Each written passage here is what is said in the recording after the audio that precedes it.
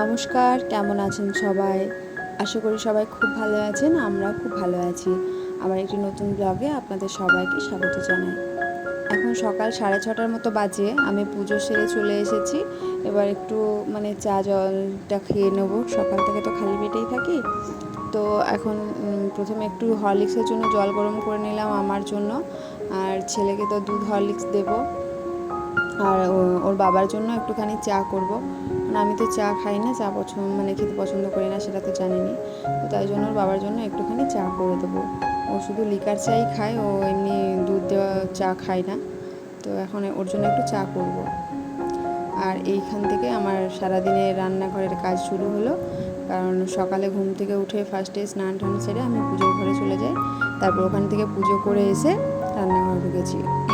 চা জল খাওয়ার পর্বের পর ভাবলাম কি জল খাবার বানাবো। তো দেখলাম যে কালকে রাত্রে 4-5টা রুটি রয়ে গেছে। তো এতগুলো রুটি কি করব ভাবতে আমার মাথায় এলো পুর ভরা আলুর পুর দিয়ে আলু পরোটার মতো করে দেব। তো এগুলোকে প্রথমে একটা আলুটাকে সেদ্ধ করে নিয়ে ওর মধ্যে আমি আজ তো শুক্রবার, আমি খাবো না, ওদের দুজনের হয়ে যাবে জলখাবারে। তো পেঁয়াজ কুচি, লঙ্কা কুচি, একটু কচুরি মেথি, একটু তড়কা মশলা, চাট মশলা দিয়ে আলুটা প্রথমে ভালো করে মেখে নিলাম।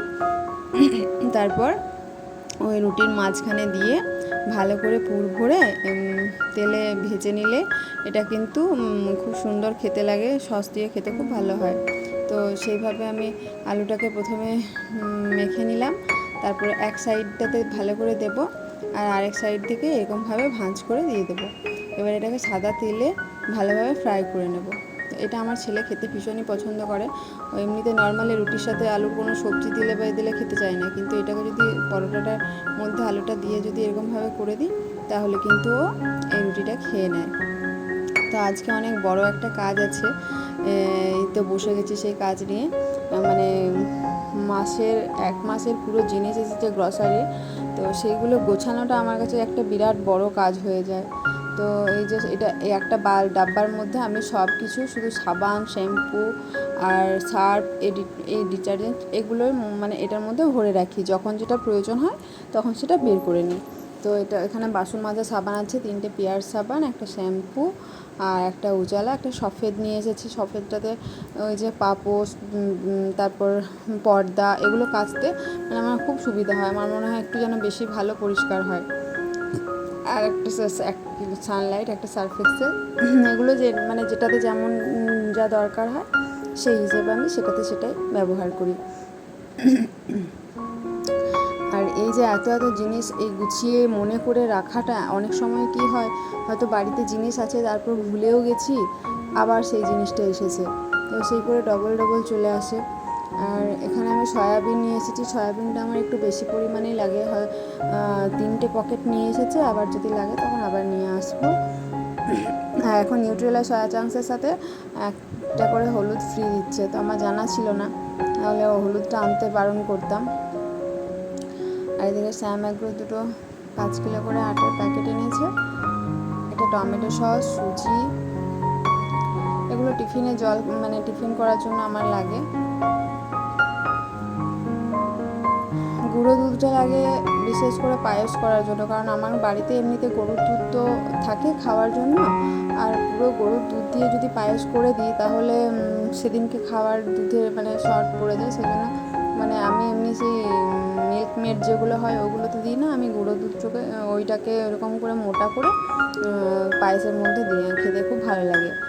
আর এদিকে আছে বিস্কিট, চানাচুর, এগুলো হরলিক্স, 2টো রাস্ক নিয়ে এসেছে। সকালবেলা আমি যদি কোনো দিন চা খাই তো তার সাথে একটা করে খেতে আমার এটা খুব ভালো লাগে, তাই জন্য 2টো রাস্ক এনেছে। আর আমাদের বাড়িতে বিস্কুটটা একদমই অচল, কারণ আমার ছেলেকেও বিস্কুট খেতে দেয় না ওর বাবা, আর ও নিজেও বিস্কুট খায় না, পছন্দ করে না। তো বিস্কুট কেন, ওর বাইরের কোনো জিনিসই ছেলেকে খেতে দিতে চায় না, খেতে দেয়ও না। অ্যাকচুয়ালি ঘরের যেগুলো আমরা খেয়ে বড় হয়েছি, রুটি, ভাত, ওইসব দিয়েও বেশিরভাগটা আমি চেষ্টা করি খাওয়ানোর। আর ওই বাইরে বড় হলে তো সবই খাবে, তো যতদিন শরীরটাকে সুস্থ রাখা যায় সেই কারণে যত সম্ভব চেষ্টা করি সব কিছু বাড়িরই বানিয়ে দেওয়ার। তো সেই জন্য বিস্কুটটা আমার বাড়িতে কমই আসে, চাউমিন ম্যাগি এইসবগুলো বলতে গেলে আসেই না। আর 3টে প্যাকেট তেল এনেছে, আর প্রয়োজন হলে পরে তখন আবার নিয়ে আসবে। আর একটা সাদা প্যাকেট, সাদা তেলের প্যাকেট আর কি। আর এটা একটা হলুদ গুঁড়ো নিয়ে এসেছে, বললাম না ওই সয়া চাংসের সাথে হলুদ গুঁড়ো ফ্রি দিচ্ছে। এগুলো সব ডালের প্যাকেটগুলো আছে, এগুলো এবার মনে করে করে সব ডাব্বা পরিষ্কার করে এগুলো সব ঢালতে হবে। একটা সারাদিনের আমার এখন বড় কাজ। আর যেগুলো এক্সট্রা থাকে সেগুলো আমি এইটার মধ্যে ভরে রাখি, যেগুলো কোটোতে ভরার পরেও এক্সট্রা থেকে যায়।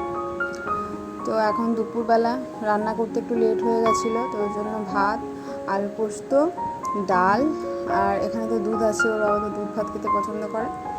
আর আছে ভেন্ডির সবজি করব। তো রান্না করতে করতে একটু আমার মানি প্ল্যান্টগুলো দেখুন কী সুন্দর হয়েছে। আর পেঁপে ভাজা করব। যেহেতু আজকে শুক্রবার, আমি বললাম না আমি নিরামিষ খাই, তো ওদের বাবা ছেলেরা তো নিষেধ নেই, কিন্তু তারপরেও আলাদা করে আর ওদের জন্য কিছু করি না, আমি যেটা করি ওরা সেটাই খেয়ে নেয়। তো এবার ভেন্ডিটাকে ভেজে নেব। আর এখন বিকেল 4:30 5টার মতো বাজে। তো একটুখানি দই বড়া করব করে একটু বিউলির ডাল ভিজিয়েছিলাম। এটা তেঁতুলের চাটনিটা, শুধু তেঁতুলটার পাল্প বের করে একটু চিনি দিয়ে ফুটিয়ে নিয়েছি। আর 2 ঘন্টা আগে বিউলির ডালটা ভিজিয়ে রেখেছিলাম শুতে যাওয়ার আগে দুপুরবেলা। তো ওই ডালটা এখন আমি মিক্সিতে দিয়ে ভালো করে পেস্ট করে নেব। তারপর এটা দিয়ে আজকে ওদের সন্ধ্যাবেলা জলখাবার হয়ে যাবে। আমি চেষ্টা করি সবসময় ঘরোয়া কিছু বানিয়ে দেওয়ার, বাইরে কিছু না খাওয়ানোর। তো আজকে দেখলাম ওদের অল্পখানি একটু ফ্রিজে দই ছিল, তো ভাবলাম একটু দই বড়াই বানিয়ে দিই। তো সেই জন্য এই বিউলির ডালটাকে ভালো করে ছেঁকে আজকে দই বড়া বানিয়ে দেবো। আর দই বড়া খেলে কি বলুন তো, পেট খুব ঠান্ডা থাকে। দুটোই তো ঠান্ডা জিনিস। আর এটাতে যে মশলাটা পড়ে জিরে গুঁড়ো দিয়ে ভাজা মশলাটা, সেটা জিরেও কিন্তু আমাদের পেটের পক্ষে খুবই উপকারী। এর মধ্যে দেবো কয়েক টুকরো আদা, একটা কাঁচা লঙ্কা, আর অল্প সামান্য একটু নুন দিয়ে ভালো করে পেস্ট করে নেব।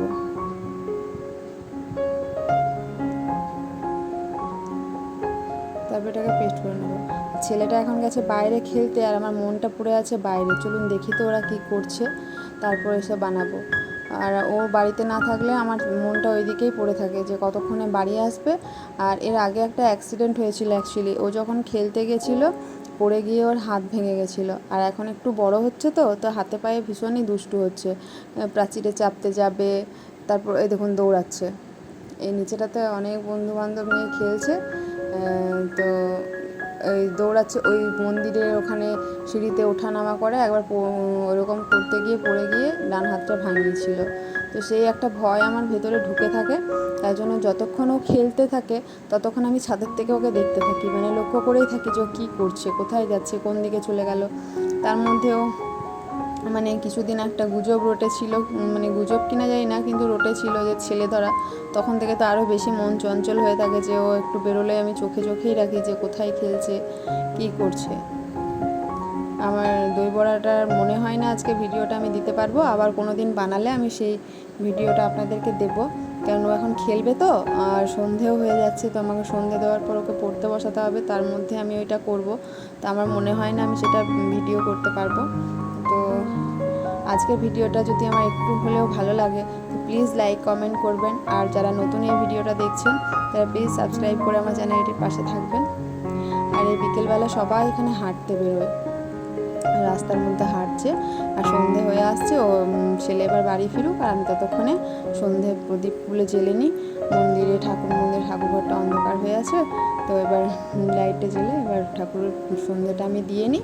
তারপর নিচে গিয়ে ওকে গরম গরম দই বড়া করে খাইয়ে ওকে নিয়ে আমি পড়তে বসাবো। তো আজকের ভিডিওটা আমার এই পর্যন্তই। আবার আসবো পরের একটা ব্লগে। ততক্ষণের জন্য টাটা, সবাই ভালো থাকবেন।